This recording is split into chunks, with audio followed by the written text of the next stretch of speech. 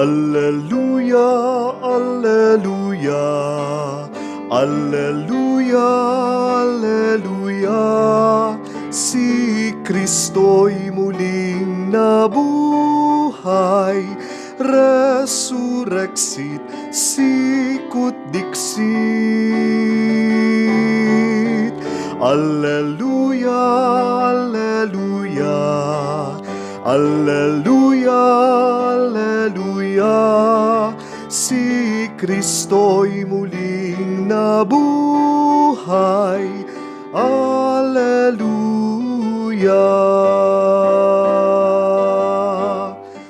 Sa ngalan ng Ama, ng Anak at ng Espiritu Santo, Amen. sumainyo ang Panginoon. At sumaiyo rin. Mga kapatid, bakit kayo pumunta dito sa parokya? Bakit kayo nandito nagsisimba? Bakit kayo nananalangin? Alam ko, marami sa inyo humihingi ng blessing sa Diyos. Di po ba? At hindi po masama yun. Pero ang masama ay kapag puro lang blessing ang iyong hinahanap at hindi ang Diyos. Aminin natin, marami sa ating ganyan. Gusto natin puro biyaya, puro milagro, puro himala, puro bendisyon. Pero wala tayong relasyon sa Diyos. Pag nakuha na natin ang ating gusto, balik sa dati. Pinagpapatuloy natin yung ating mga kasalanan. Hindi tayo nagbabago. Yun yung masama. Harinawa, kung tayo'y nakatanggap ng pagpapala, tapatan naman natin yon sa pasasalamat, sa pagpupuri sa Diyos, at sa pagbabalik loob sa Kanya. Kung gusto natin talagang pagpalain sa buhay, araw-araw sana nating hanapin unang-una ang Diyos bago sa ating mga gustong pagpapala. Sa maraming beses na kung saan puro lang pera ang ating inasam, puro kayamanan ang ating iniisip, puro mga blessing ang ating hinahanap, at nakalimutan natin ang Diyos. Hilingin natin muli ng awa at patawad ito para minsan pa tayo maging karapat-dapat makatanggap muli sa mga banal na misteryo. Inaamin ko Sa makapangyarihang Diyos at sa inyo mga kapatid, na lubha akong nagkasala sa isip, sa salita, sa gawa, at sa aking pagkukulang.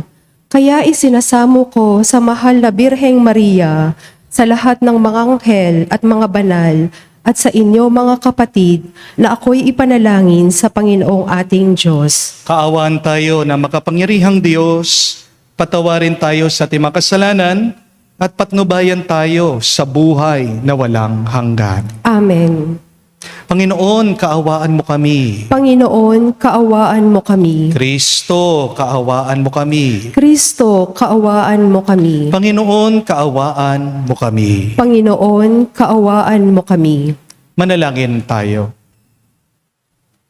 Ama namin makapangyarihan, nililiwanagan mo ng iyong maasang ilaw ang mga naliligaw na iyong pinapabalik sa daan para ikaw ay matagpuan. Ang mga kabilang sa nananalig sa iyong anak ay pagkalooban mong makapagwaksi sa tanang salungat sa ngalang Kristiyano sa iyong tinanggap upang ito ay talagang mapangatawan ng ganap sa pamagitan ni Jesucristo kasama ng Espiritu Santo magpa sa walang hanggan. Amen.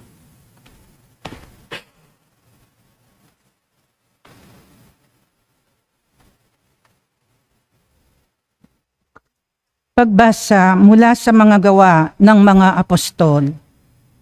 Noong mga araw na iyon, pinagpala ng Diyos si Esteban at pinuspos ng kapangyarihan. Ano pat gumawa siya ng maraming himala at kababalaghan sa harapan ng madla. Nakipagtalo sa kanya ang ilang kasapi ng sinagoga ng mga pinalaya na binubuo ng mga Hudyong taga-Sirene, taga-Alejandra, taga-Cilicia at taga-Asya.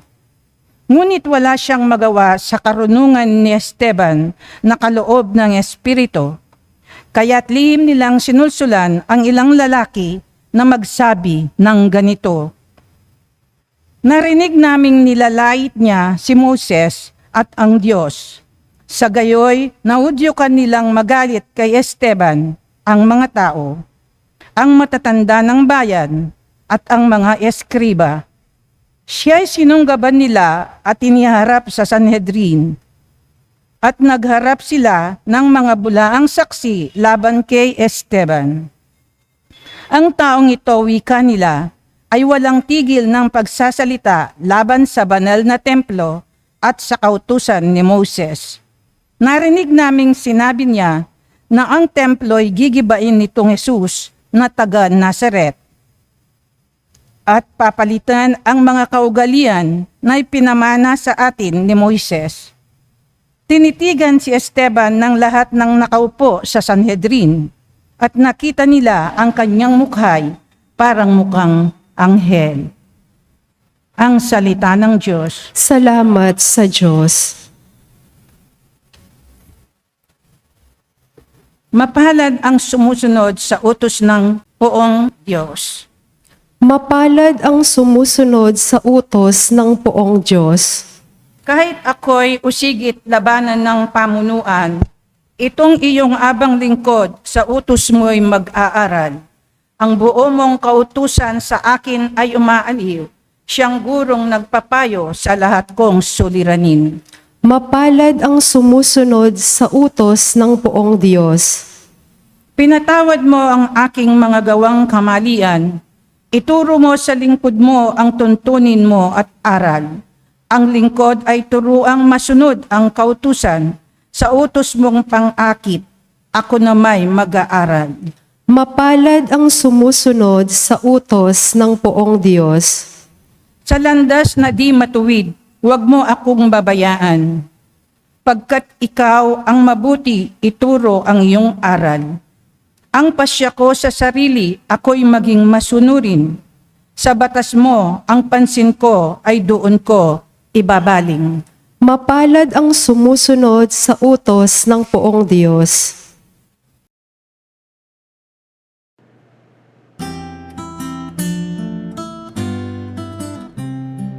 Alleluia, alleluia, alleluia, alleluia, alleluia, alleluia, alleluia, alleluia, alleluia, alleluia, alleluia, alleluia. Ang tao ay nabubuhay sa salita ng may kapal na pagkaing kanyang bigay. Aleluya, aleluya. Sumainyo ang Panginoon. At sumaiyo rin. Ang mabuting balita ng Panginoon ayon kay San Juan. Papuri sa iyo, Panginoon. Kinabukasan, nakita ng mga taong nanatili sa ibayo ng lawa na naroon pa ang isang bangka. Alam nila si Jesus ay hindi kasama ng mga alagad, sapagkat ang mga ito'y lamang ang sumakay sa bangka at umalis. Dumating naman ang ilang bangka galing sa Tiberias at sumadsad sa lugar na malapit sa kinainan nila ng tinapay matapos magpasalamat sa Panginoon. Na makita ng mga tao na wala naroon si Jesus ni ang kanyang mga alagad, sila'y sumakay sa mga bangka at pumunta rin sa Capernaum upang hanapin si Jesus. Nakita nila si Jesus sa ibayo ng lawa at kanilang tinanong, "Rabay, kailan pa kayo rito?" Sumagot si Jesus, "Sinasabi ko sa inyo, hinahanap ninyo ako, hindi dahil sa mga kababalaghang nakita ninyo, kundi dahil sa nakakain kayo ng tinapay at nabusog. Gumawa kayo, hindi upang magkaroon ng pagkaing nasisira, kundi upang magkaroon ng pagkaing hindi nasisira at nagbibigay ng buhay na walang hanggan. Ibibigay ito sa inyo ng anak ng tao, sapagkat siya ang nagbibigay ng kapangyarihan ng Diyos Ama. Kaya't siya'y tinanong nila, ano po ang dapat naming gawin upang aming maganap ang kalooban ng Diyos? Itong pinapagawa sa inyo ng Diyos. Manalig kayo sa sinugo niya. Tugon ni Jesus. Mga kapatid, ang mabuting balita ng ating Panginoon. Pinupuri ka namin, Panginoong Hesukristo. Magandang araw po muli sa inyong lahat. Welcome po sa ating banal na misa. Meron pong isang kwento tungkol po sa isang lalaki na minsan nananaginip. Nakakita daw po siya ng isang anghel. May dala daw po itong sulo o apoy sa isang kamay, habang may hawak naman daw po siyang timba ng tubig sa kabilang kamay. Ang nagtataka po, itong tao, tinanong niya yung anghel, saan po kayo papunta? Bakit may dala po kayong apoy at tubig? Sumagot naman po itong anghel. Sabi niya, gusto ko kasing sunugin ang langit gamit itong apoy. Gusto ko namang patayin ang apoy ng impyerno gamit itong tubig. At nagtaka po itong lalaki. At nagtanong pa siya, bakit mo namang gagawin yon? At sumagot po itong anghel. Sabi niya, kasi gusto kong malaman kung meron pa ring maglilingkod sa Diyos kahit na wala na silang takot sa impyerno. Gusto ko rin malaman kung meron pa ring magmamahal sa Diyos kung mawawala na ang langit. O nga naman po, no? Malalaman natin sino talaga ang tunay na nagmamahal sa Diyos kung tatanggalin mo na ang takot at gantimpala. Minsan po kasi sa buhay, parang dyan lang umiikot yung ating pananampalataya. Dyan sa dalawang bagay na yan, sa parusa at sa premyo. Ginagawa natin ang mabuti kasi natatakot tayong maparusahan. Iniiwasan natin ang masama kasi gusto nating mapunta sa langit. Pero magandang tanungin ang ating mga sarili. Kung walang impyerno, kung walang langit, mananatili ka pa rin bang mabuti? Kaya napakaganda pong aral itong sinabi ng ating Panginoong Hesukristo sa Ebanghelyo. Ang turo niya, ang sinabi niya sa mga taong naghahanap sa Kanya, hinahanap niyo ako hindi dahil sa nakakita kayo ng kababalaghan, kundi dahil kayo ay nakakain at nabusog. Ibig sabihin, hindi nila hinahanap si Jesus dahil sa pananampalataya. Hinahanap nila ang ating Panginoong Hesukristo dahil nakinabang sila. Amen? Mga kapatid, aminin natin. Diba?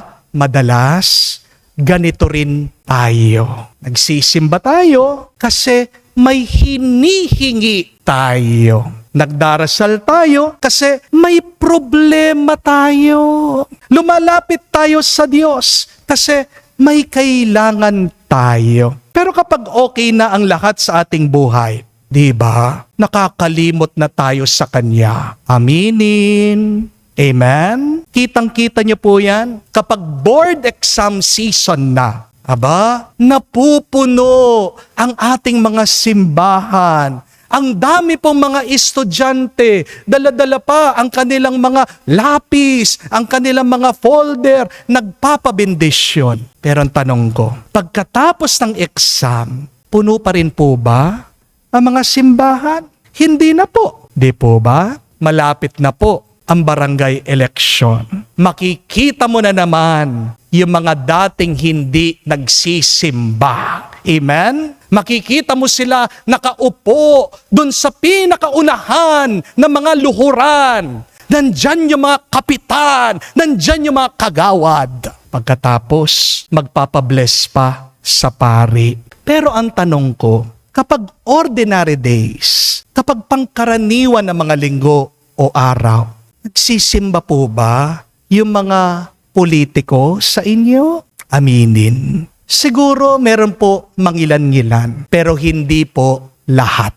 Amen? Pasensya na po ha. Huwag niyo po akong ibabash sa comment section. Pero true talk lang. Kasi aminin po natin ito. Ginagawa nating convenience store ang Diyos.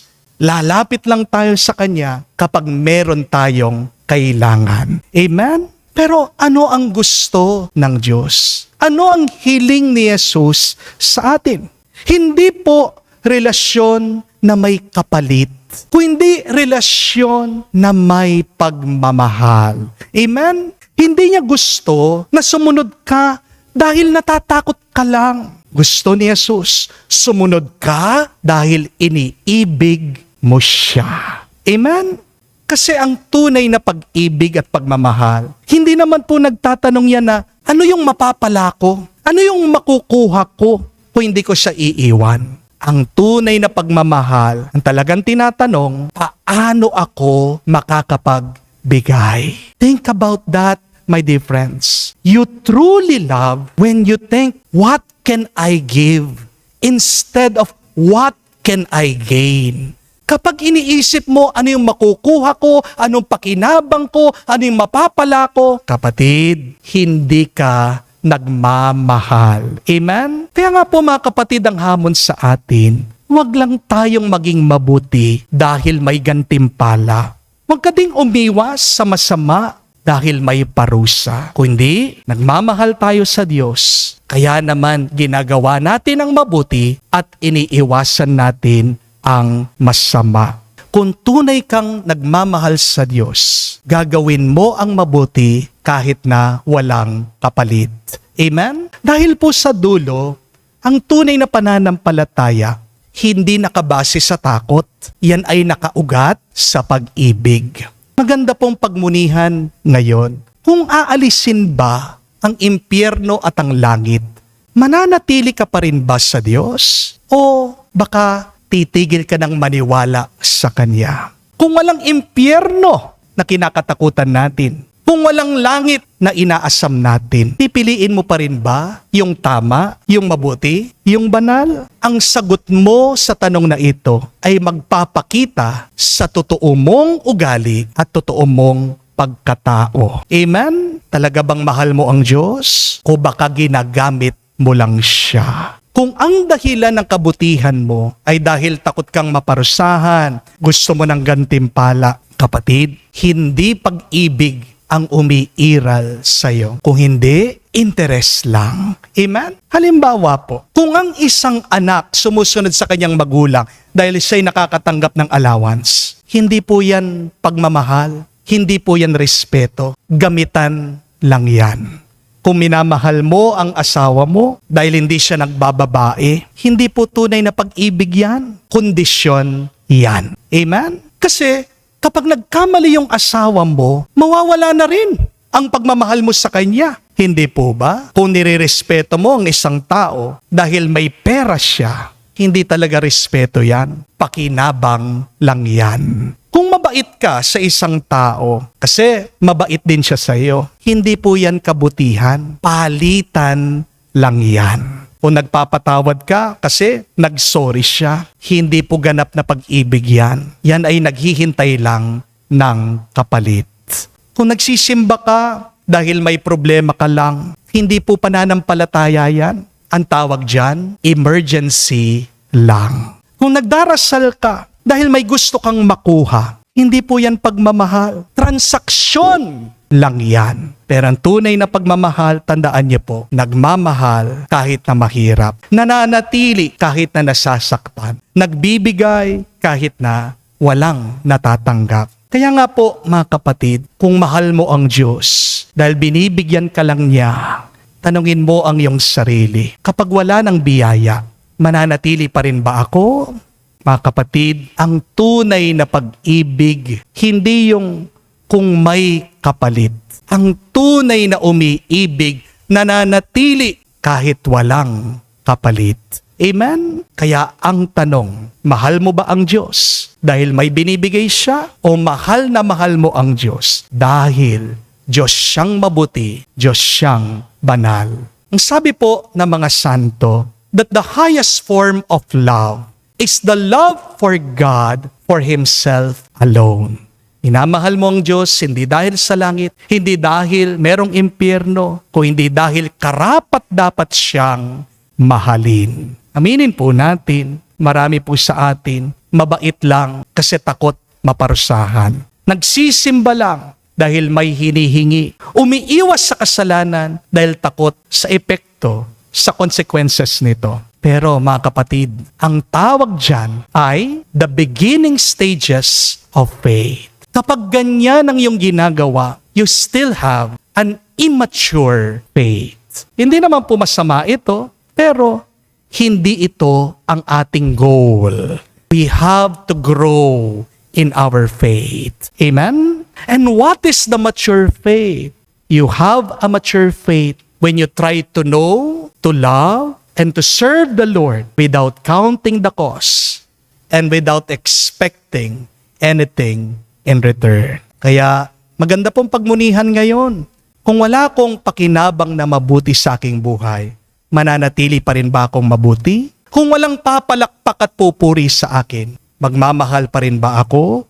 Kung walang kapalit ang aking kapaguran, gagawin ko pa rin ba? Pipiliin ko pa rin ba ang tama? Mga kapatid, ang tunay na kabanalan, hindi po takot sa impyerno, hindi rin niya hinahangad ang langit. Ang tunay na kabanalan ay ang pagkakaroon ng isang puso na palaging nagmamahal sa Diyos kahit na walang kapalit na milagro o biyaya. Magdasal po tayo sa banal na misang ito. Naway tayong lahat ay lumago sa kabanalan. We pray in this Mass that we may grow and mature in our faith, that we may seek God for His love alone, not for any reward, because His love is good and everlasting. Amen. Tumayo po tayo. Alay po natin sa Diyos ang ating mga dasal at panalangin. Ang Diyos Ama lamang ang makakatugon sa pagkagutom ng puso at ng espiritu. Kaya't ilapit natin sa Kanya ang ating mga pangangailangan. Ating sabihin, Panginoon, dinggin mo kami. Panginoon, dinggin mo kami. Ang simbahan naway pukawin sa mga kasapi nito ang pagkagutom at pagkauhaw sa tinapay ng buhay na walang hanggan. Manalangin tayo sa Panginoon. Panginoon, dinggin mo kami. Atin nawang maunawaan na ang mga kinasasabikan ng ating puso ay hindi matutugunan sa pamamagitan ng paghahanap ng makamundong tagumpay o kaginhawahang dulot ng mga material na bagay. Manalangin tayo sa Panginoon. Panginoon, dinggin mo kami. Ang mga nagsasayang ng kanilang panahon sa paghahanap ng kaligayahan sa maling paraan, naway matagpuan ng tamang daan ng buhay. Manalangin tayo sa Panginoon. Panginoon, dinggin mo kami. Sa katahimikan po ng ating puso, banggitin natin sa Diyos ang ating mga personal na pangangailangan. Ama namin makapangyarihan, pinagkaloob mo sa amin ang tinapay mula sa langit bilang pagkain para sa aming paglalakbay. Patnubayan mo ang aming mga hakbang patungo sa daan ng katarungan at kapayapaan. Hiniling namin ito sa pamagitan ni Kristo na aming Panginoon. Amen.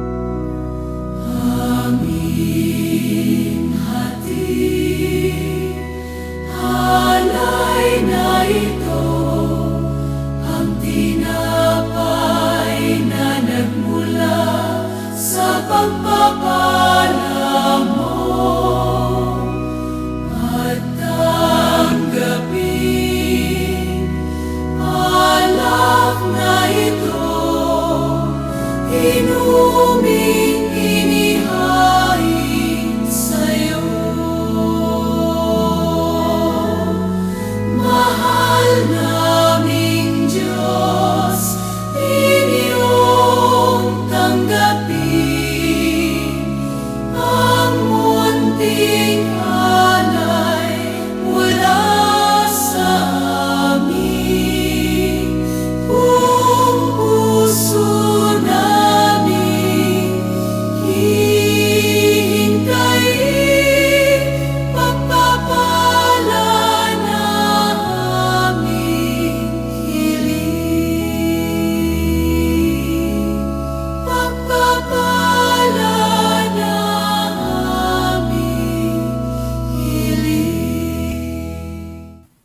Manalangin kayo mga kapatid para ang ating mga paghahain ay kalugdan ng Diyos, amang makapangyarihan. Tanggapin nawa ng Panginoon itong paghahain sa iyong mga kamay sa kapurihan niya at karangalan sa ating kapakinabangan at sa buong sambayanan niyang banal. Ama naming lumikha, tanggapin mo mga alay ng iyong sambayanang natutuwa, ang pagkabuhay ng iyong anak na niloob mong aming katuwa ngayon, ay papagbaguhin mo ng galak sa mananatili sa amin habang panahon. Sa pamagitan niya kasama ng Espiritu Santo, magpa sa walang hanggan. Amen. Sumainyo ang Panginoon. At sumaiyo rin. Itaas sa Diyos sa inyong mga puso at diwa. Itinaas na namin sa Panginoon. Pasalamatan natin ang Panginoong ating Diyos. Marapat na siya ay pasalamatan. Ama naming makapangyarihan, tunay nga marapat na ikaw ang aming pasalamatan. Ngayon pinagdiriwang ang paghahain ng Mesiyas, ang maamong tupa na tumubos sa aming lahat. Naghahaing walang humpay, ang anak mong minamahal, upang magkasalo-salo ang tanan. Sa piging ng iyong buhay, hindi mamamatay ang inihain sa krus. At sa krus, pinakoy, buhay lagi bilang handog. Kaya kaisa na mga anghel nagsisiawit ng papuri sa iyo, na walang humpay sa kalangitan, kami nagbubunyi sa iyong kadakilaan.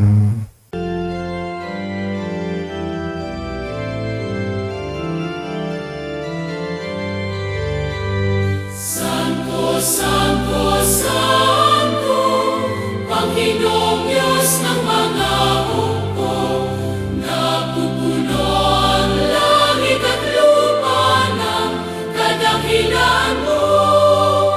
Hosana, Hosana, sa kainasan, pinagpalang na paririto sa ngalan ng Panginoon. Hosana, Hosana, sa kainasan. Hosana, Hosana, sa kainasan.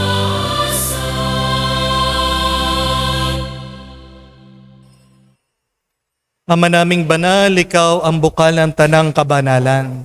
Kaya't sa pamagitan ng iyong Espiritu, gawin mong banal ang mga kaloob na ito, upang para sa amin, maging katawan at dugo ng aming Panginoong Heso Kristo. Bago niya pinagtiis ang kusang loob na maging handog, hinawakan niyang tinapay, pinasalamatan kanya, pinaghati-hati niya yun, inabot sa kanya malagad at sinabi, tanggapin ninyong lahat ito at kanin. Itong aking katawan na ihahandog para sa inyo.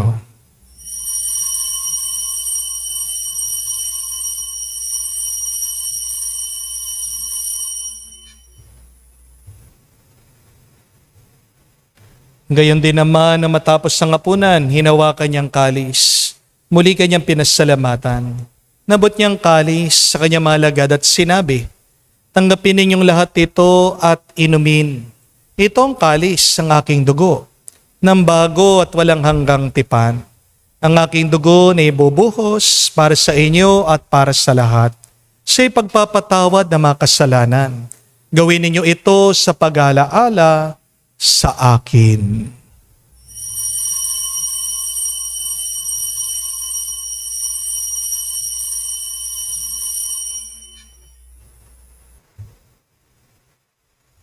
Ang misteryo ng pananampalataya.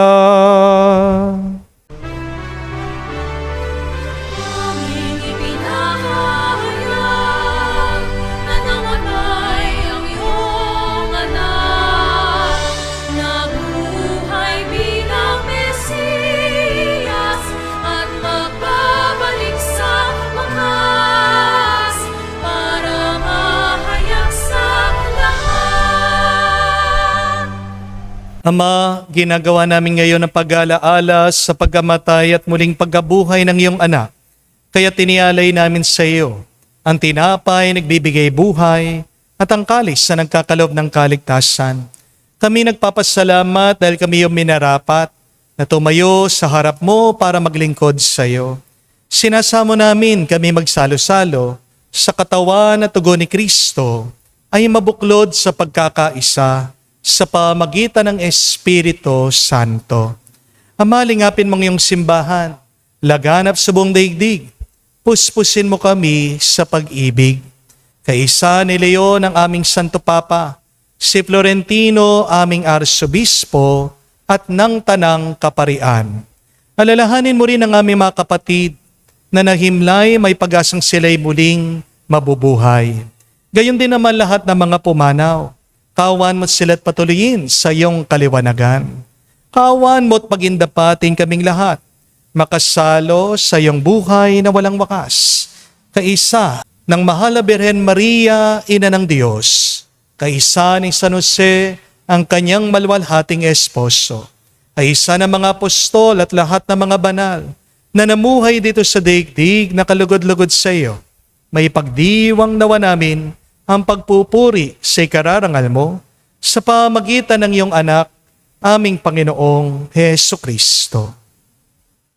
Sa pamamagitan ni Kristo, kasama niya at sa Kanya, ang lahat ng parangal at papuri ay sa iyo, Diyos Ama, makapangyarihan, kasama ng Espiritu Santo, magpasawalang hanggan. Amen. Amen. Amen. Amen. Amen. Amen. Sa nakagaling na utos sa turo ni Jesus sa Panginoon natin at Diyos, ipahayag natin ng lakas loob.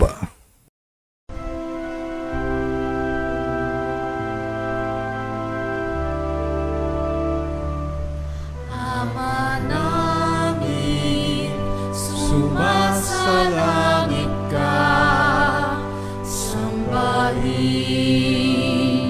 ang ngalan mo, mapasa amin ang kaharian mo, sundin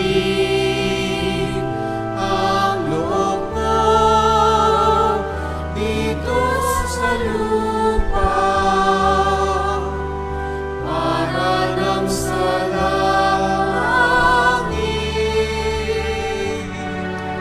Bigyan mo kami ngayon ng aming kakanin sa araw-araw, at patawarin mo kami sa aming mga sala, para nang magpapatawad namin sa nagkakasala sa amin. At huwag mo kaming ipahintulot sa tukso, at iadya mo kami sa lahat ng masama. Hinihiling namin kami at Diyos sa lahat na masama, pagkalooban ng kapayapaan araw-araw, iligtas sa kasalanan, ilayo sa lahat ng kapahamakan, samantalang aming pinanabikan ang dakilang araw ng pagpapahayag ng tagapagligtas naming si Jesucristo. Sapagkat iyo ang kaharian at ang kapangyarihan at ang kapurihan magpakailanman. Amen. Panginoong Jesucristo, sinabi mo sa mga apostol, kapayapaan ang iniiwan ko sa inyo. Ang aking kapayapaan binibigay ko sa inyo. Tungayan mo ang aming pananampalataya at huwag ang aming pagkakasala. Pagkalooban mo kami ng kapayapaan at pagkakaisa ayon sa iyong kalooban. Kasama ng Espiritu Santo, magpasawalang hanggan. Amen. Kapayapaan ng Panginoon ay laging sumainyo. At sumaiyo rin. Magbigayan po tayo ng kapayapaan sa bawat isa. Peace with you po. Kapayapaan po sa inyong lahat.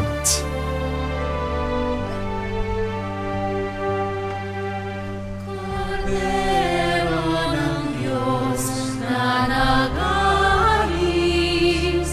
ng mga kasalanan ng sanlibutan, maawa ka sa amin. Maawa ka sa amin. Kordero ng Diyos na nag-aalis ng mga kasalanan ng sanlibutan, maawa ka sa amin. Maawa ka sa amin. Kordero ng Diyos na nag-aalis ng mga kasalanan ng sanlibutan, ipagkaloob mo sa amin ang kapayapaan.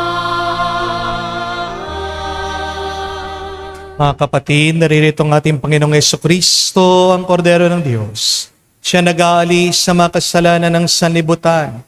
Mapalad tayong lumalapit sa piging ng Kordero.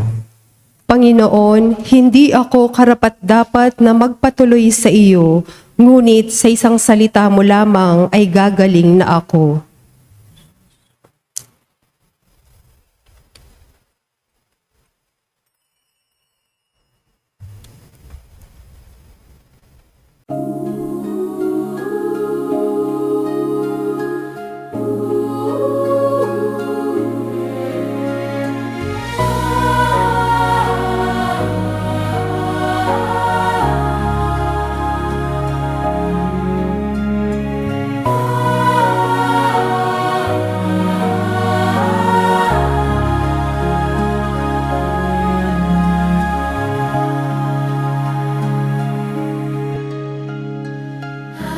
Ating sandin, ating dinggin, ating ipagmalaki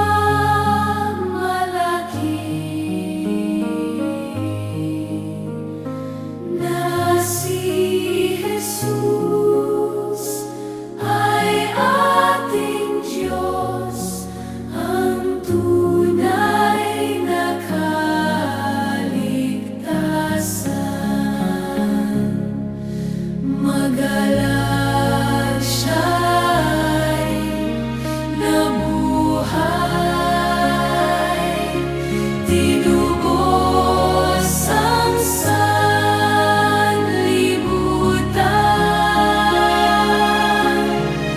Awitan natin ng Alleluia, ipamahagi ang kaligtasan. Nagdiriwang sa langit mga anghel na banal, at sa lupa'y manalangin at magpuri sa Ama.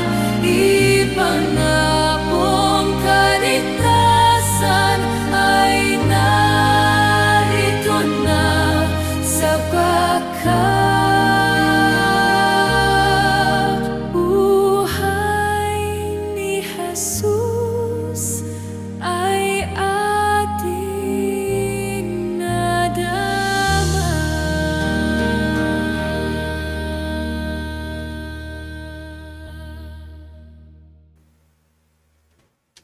Manalangin tayo. Ama namin mapagmahal, kaming pinagsalo mo sa pagkabuhay ng iyong anak, ay pakinabangin mo lagi sa kanyang lakas, bilang bungang masagana ng dulot mong pagliligtas. Sa pamagitan niya kasama ng Espiritu Santo, magpa sa walang hanggan. Amen. Mga kapatid, magandang pagmunihan ang tanong, bakit mahal ko ang Diyos? Bakit ako nagsisimba? Bakit ako nagdarasal? Dahil kung minamahal mo lang ang Diyos, nagsisimba ka at nagnanalangin ka, dahil may hinihintay ka o may hinihingi kang grasya, hindi po sapat yan.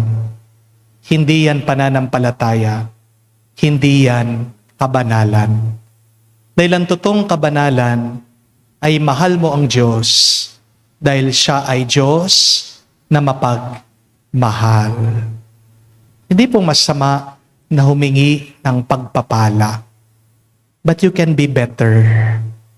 Pwede ka pang maging mas mabuti. At mas pinagpala ang buhay na palaging nagmamahal na walang kondisyon. Anong tunay na pagmamahal?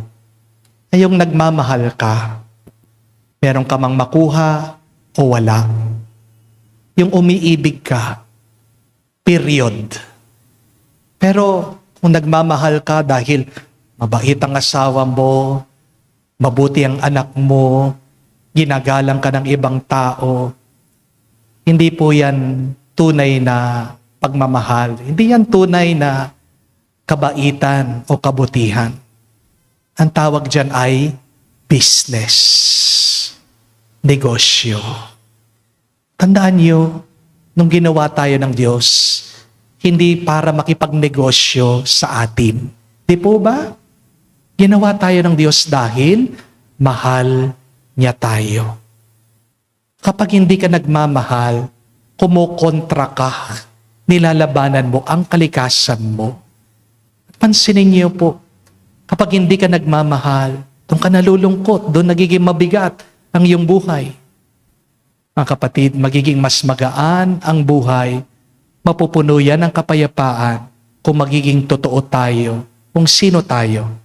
Tayo mga nilikha sa pagmamahal. Manatili ka nagmamahal, merong mang premyo o wala. Manatili ka nagmamahal, hindi dahil sa takot, kung hindi dahil ito ang mabuti at ito ang tawag ng Diyos sa atin. Pero mabuting balita, totoo ang langit. Heaven is real.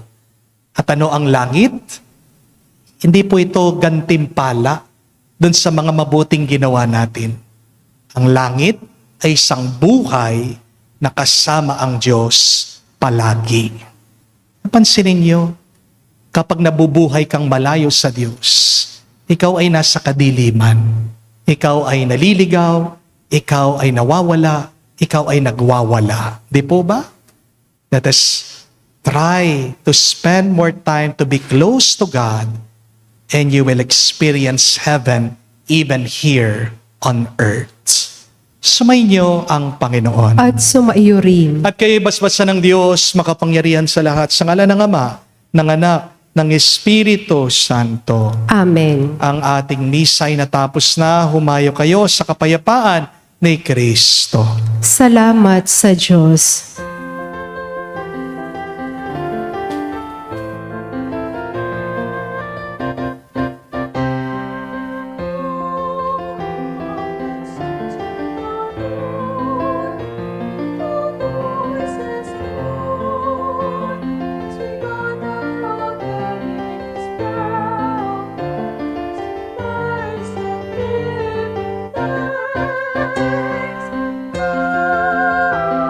Let's